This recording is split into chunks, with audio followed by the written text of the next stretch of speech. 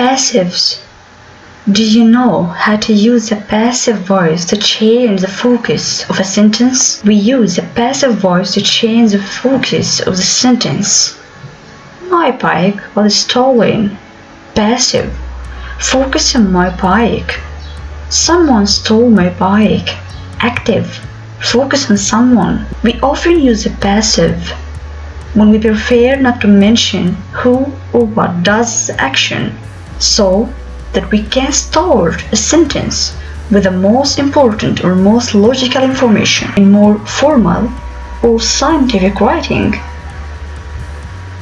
How we make the passive? We make the passive using the verb be plus past participle. We start the sentence with the object. It's not always necessary to add or what did this action. My flight is cancelled. Object P past participle. Only the form of P changes to make the sentence, to make the tense. The past participle stays the same. Here are examples of the passive in its most common tenses. The hall is being painted this week. This is present continuous.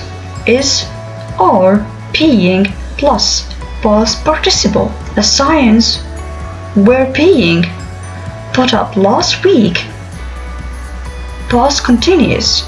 Was, were, being plus past participle. The board will be finished next week. Future simple will be plus past participle.